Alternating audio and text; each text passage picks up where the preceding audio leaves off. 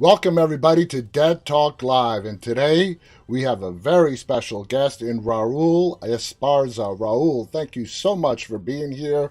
Your fans have shown up in droves. How are you doing today? I'm really well. Thanks for having me. It is my honor, and let's just get right to it. Raul is one of the stars in Candy. It's a Hulu original series premiering on May 9th. As I just told Raul, I just finished watching it. It is a phenomenal story based on true events. Now, with that, let's get right to it. You have portrayed a lawyer on TV for a long time now. Don Crowder is the lawyer that you play in Candy. It's a very different role from ADA Barba from SVU. What was it about Don Crowder that really attracted you to the role? I loved his bravura. I also loved his kind of mercurial quality, the ways that he could be one thing one moment and then switch to something else entirely the next. I loved the sort of Texas world that the series inhabits. I liked his sense of humor. And I also love the fact that he turned out to be a truly great trial attorney without any experience whatsoever. Unlike, say, someone like Barba, who is a Harvard educated Yeah. ass with a chip on his shoulder, who's really, really damn good at what he does. Don was testing himself in an arena for the first time. And I was obviously going, well, it's an attorney. Should I do this? And yet he felt different enough and that it only felt like, well, they have the same professional career, but they are in no way alike. Mm-mm. Little by little, Don began to creep in strange and different ways that began to play me. Absolutely. Now, the story of Candace Montgomery is being told on Hulu with Candy. There's another show later on this year. What is it about this story that is coming out now? What do you think is the allure, going back into the early 80s, that this story is being told now on television? I mean, I can't say why everybody has kind of dropped into this, or not everybody, but why two creators have dropped into telling this particular story. But I know that in Robin's case and Nick's case, what they tried to do here was kind of reveal the incredible horror story lurking underneath a suburban life Mm-hmm. and play with the idea that in the most mundane sense, really brilliant people like these women in particular, living essentially trapped lives like we all have been recently. um, uh, uh, these people broke, and Yeah. how they broke is fascinating, and I think it's something we can all relate to. And so another aspect too, I think that's one of the things we can relate to, but another thing too is this is a story that merits various angles. Mm-hmm. You don't really know exactly what's true or what's 100%. Half the time when you're working on on this particular series, you're thinking, I 100% disagree with the way things turned out, Yeah. and the other time, no, 100% I agree.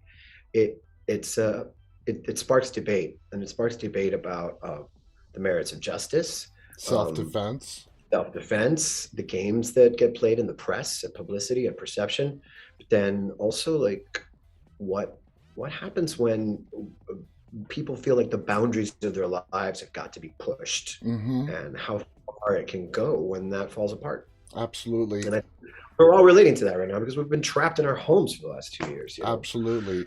We've gotten a lot of interesting questions from our viewers, and I'm going to read a couple from you, a couple of them here for you. Connie from Facebook has a question.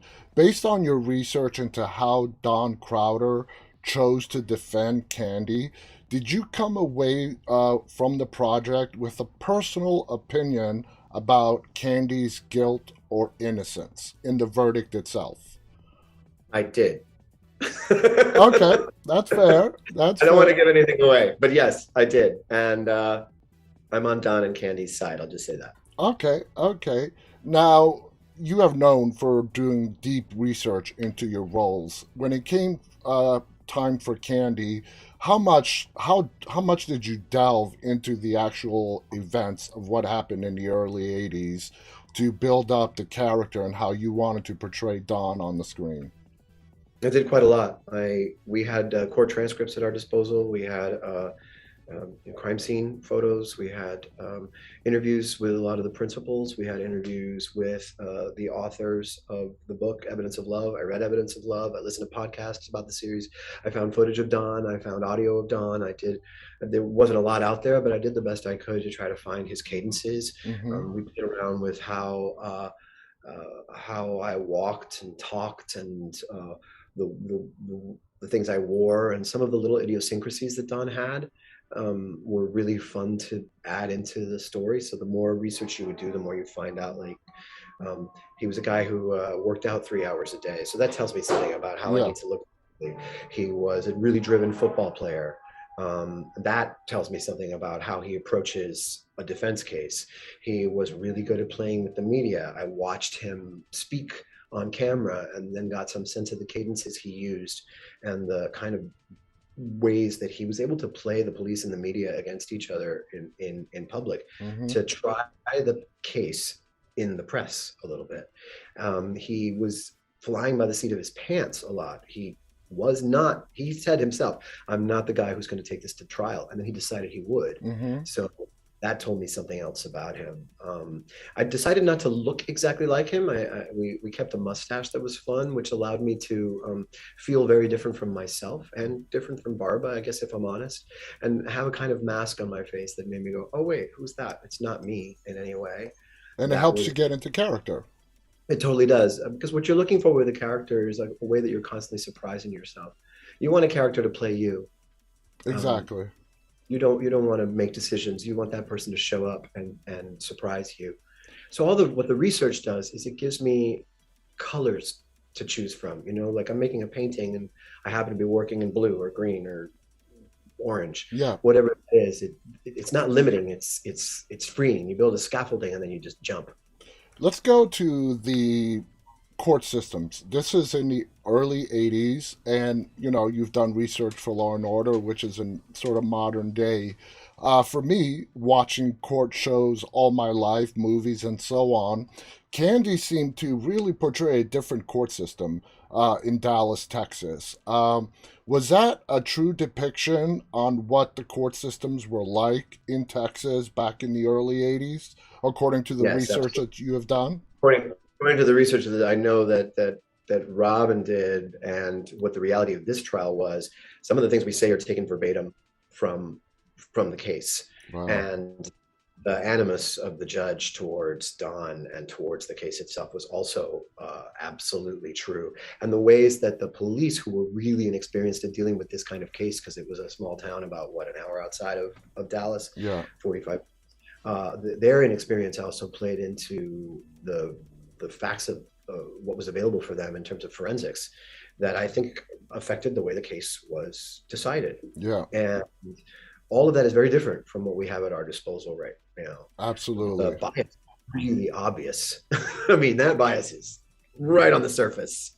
And And people made decisions because we know the players, and uh, that isn't necessarily the way things will work right now. I think we'd have a few more impartial facts in front of us you these days. have a very powerful moment in the last episode. This is not a spoiler, where you stand up and you confront the judge in front of everybody. I mean, talk about having guts to do that. Is that something that was sort of embellished for the TV show? Did that actually happen according to the transcripts from the court? Tell us about that. That actually happened. We ran with some dramatic license, but yes, it actually happened. That judge had a protege, and the protege was the prosecuting attorney. And the judge Oh, had made all kinds of decisions about how this case should go. I don't know. I don't want to say that he did or didn't, push it in a particular direction. They had a hard time finding a jury that they thought would be impartial because everybody knew about the case.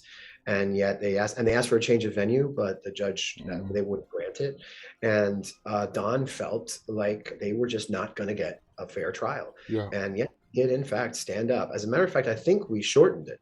I think that there were quite a few more contempt issues that came up with him, and it all began even before the trial because Don was talking way too much in the press. Hmm. his own team tried to muzzle him. He wouldn't stop. And I think he understood something instinctively about like they're going to make up their minds before they even walk in the courtroom. So Yeah. I'm going to fight back. He has a very, very basic sense of right and wrong. And this is not justice. The judge is playing sides. And I love it when he calls him out. Oh, And me it's a too. really great thing to play. I love that. I love that scene. I think that's one of my favorite scenes. We got to talk about Jessica and Melanie. Brilliant actors. We've known this for a while. Melanie, oh my God, what she can do anything, and Jessica is also the same. You had screen time, a lot of screen time with Jessica. Obviously, you didn't have screen time with Melanie. Watching the finished product and seeing these two amazing actors work, what was your takeaway from the job that they did in Candy? Well, I can't say because I never watch what I do. Oh, you like me? I never watched one of my I just, shows. yeah, I can't do it. I get too self-conscious. But at least the experience on set, I will say that Jessica's just a ferocious actress, and she just dove right in and gave it her all. She hits you with the weight, the emotional power of what she was playing, and the her willingness to be completely unglamorous about it, Hmm. and to truly transform herself into this woman was thrilling. The first time she walked on set, I didn't recognize her, and Wow. she lock eyes with me. And Don and Candy have a slightly antagonistic relationship, even though they're friends. She disagrees with him about the ways that the case should be tried, Yeah. and do because they begin to all fight each other. One of my favorite scenes to film with her was when they're trying to explain their case to their friends, and they're just like picking up each other's cues, going like, "I know this sounds insane, but to them it wasn't insane." And Jessica never missed a beat on that stuff. With Exactly. Melanie, I'm sorry. No, no, I was just going to say exactly. Here you have this suburban housewife and a lawyer explaining it to their suburban friends, and they're getting into science and personality stuff that's way ahead of what people even knew about in their living rooms back in the early 80s. Yeah, exactly. And things I think that they're even trying on for size in their own mouths, as they're Yeah, saying. They're, I think Don was always questioning whether he believed it, but he believed in her 100%. So that absolutely. was fun to play because he had her back. He just did. And I found that some of the moments with Jessica felt surprisingly emotional, more so than I had expected when I first read it, because the case is pretty outrageous and he can be pretty outrageous, and it can flip into some wonderful comedy in a couple of places. But that was balanced out by moments together that felt very solid, where he's forcing her to deal with the reality of what happened, and it's painful. And she was with me every step of the way. And in terms of Melanie, there was a day on set in the courtroom actually where she just stepped on and we locked eyes. And I think Melanie is just a breathtakingly great actress. Absolutely. Loved her since Heavenly Creatures. She's exquisite to work with, inspiring to be around, Absolutely. and also just a really fun, cool, funny, great person to spend time with. So I left really jazzed by getting to be around these two magnificent women. That is amazing. We have another question from Robbie on Facebook. Robbie says Candy and Glimpse, which is another coming upcoming project of yours, are being released within days of one another.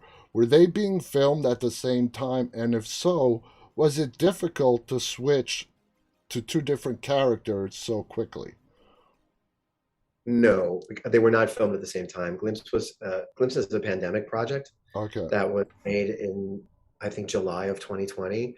We were all filming out of our tiny spaces, and Teresa Rebeck created that piece as a kind of, hey, we're stuck at home, let's make a movie idea. But she got some really amazingly talented friends to be in it, and it was about being trapped. And we had to be our own crew and hair and makeup departments. And it was when we thought, well, we'll never get out of our homes again, which is Yeah. part of it. Teresa and I had worked on her play Seared off Broadway just before the pandemic happened, and it had been a huge, huge success. And we were still wondering whether that was going to have a life, and then everything shut down. So no, they were entirely different Okay. experiences. That Candy was shot just, we started that in December, November, December. That totally makes sense. Now, when playing a actual historical figure like Don Crowder, as opposed to a fictional character, in your method of acting and preparation, are there two different approaches that you take when you are portraying somebody that, exists, did exist, is real, as opposed to a completely fictional character? I think no would be the short answer to that in terms of you're just trying to play a human being and be as honest as you can about how they behave, even if the situation that you're in is something like Candy, which is sometimes horrific and sometimes very funny. The reality for that person is the same as any human being. You're not trying to put a spin on it. So what the historical details give me is, as I said before, a structure I can build, colors I can play with, information that I need, but I can still use it or not. I'm not trying to be true to that person because this is not a documentary. It's Dawn, but it's our version of Dawn, Mm-hmm. and it still takes fictional license with the story because nobody can really know exactly what happened in that utility room or exactly what these conversations were, however many facts we base it on. And that's I find that really freeing. If I'm playing a completely made up character, sometimes it's a little bit harder because I don't have the structure to support me. And But that's even where you then, got to build your own backstory. you do have to sort of make it up, and then you're still pulling from yourself or things you read or places you've been. Every time I take a trip, it might someday feed into what I'm doing on stage or on screen. Yeah. Every time I hear a piece of music or I smell a certain scent or fragrance or I eat a meal or I read a particular story, all of that feeds into what makes me a person. But anything could be something I would pull from at some point in my life. I think about I played Arturo Ui off Broadway in CSC in The Irresistible Rise of Arturo Ui. Now that Brecht play is about Adolf Hitler. Mm. I didn't go anywhere near Hitler. I did a lot of reading about Hitler, Oh, but yeah. in the end, came out was this strange, sick sort of hybrid of James Cagney meets a really creepy gangster from Chicago. Wow. Um, that surprised me. So here's a little bit of history and a little bit of something completely fictional. Absolutely. We're almost out of time. I just want to ask you one final question before we go. Now, when you walked away, when you did all your research, what do you think Crowder's motivations were for the Candace Montgomery trial? Was it to further himself? He enjoyed the spotlight. Was it he really believed that Candace was in self defense? Was it a mixture of both? I think it was a mixture of both. I think he was really good at getting that spotlight. He was an ambitious man. He ran for governor after this. Oh, He you tried did. another case, but wasn't successful with it. The woman that he defended, he thought he'd be able to get her off, and she ended up getting jail time for Okay. a case. He eventually came to find that he felt like he was a failure in his life. He had undiagnosed bipolar disorder, and Wow. as the years went on, he began drinking, and then eventually, sadly, committed suicide. Wow. And Don never thought of himself as the great success that he had hoped to be, the football player, the sort of dream team athlete. But I think he accomplished a great deal as an attorney, and in this case, I think he really really nailed it. And I think there was that ambition in him, but at the same time, he believed in her 100%. My I don't think opinion, he ever. yeah, my opinion of Don is he understood that a jury trial, regardless of what the evidence is completely different as opposed to a non-jury trial because you're playing on the emotions of the jury, and he got that, and he understood that, and he played it to perfection. Do you agree with that? I would agree that he was very good at understanding how to tell a story so that people would fall into the narrative and not necessarily the facts. And I Absolutely. think he was really, really great at understanding the way that that town thought. Yeah. And I also think that, again, I want to reiterate, I think he believed in her 100%. And it really didn't matter um, what the result of this terrible crime and situation was. It's just that he believed in the motivations being honest. Yeah. She's not a killer. No. She really isn't. She's not insane. She's not a psychopath. Something went seriously wrong, but it could go wrong for any of us. And he believed that too. This is a church going friend who he had known for so many years. And he stood by that. So what he needed to do is exactly what you're saying: figure out a way to swing the narrative so that people would see their friend and As opposed to see, a murderer. as opposed to a murder, and also see something that goes well beyond reasonable doubt. He says it at one point: there are thousands of reasonable doubts. Yeah. There are Yeah. our standards now. There are. Absolutely. Raul, I want to thank you so much for coming on here on this day. You're busy and sharing this with us. We have a huge audience today and they all love you. You did a brilliant job playing Don Crowder on Candy, guys. Again, the series is premiering on Hulu on May 9th. It's 6 episodes. Once you start, you're probably going to be just like me and binge watch all 6 episodes back to back. Thank you, Raul. Any final thoughts you want to share before we go? No, I'm grateful that people tuned in today, and I hope that you guys enjoy it as much as we enjoyed making it. I that's an honest statement. It was one of the most creative things I've been part of, and I'm excited to see it. Well, not see it, but I'm excited to have people receive it. I am right there with you. I do not rewatch any of my episodes, so I totally understand. I can't even listen to myself Yeah, sing. yeah. Thank you, You just Raul. passed out. That's done. I want to thank Raul Esparza for being our guest. Thank you to our viewers for tuning in live and those who are going to watch us later on. On behalf of Raul and myself, stay safe. And guys, always stay walking. Bye, everybody.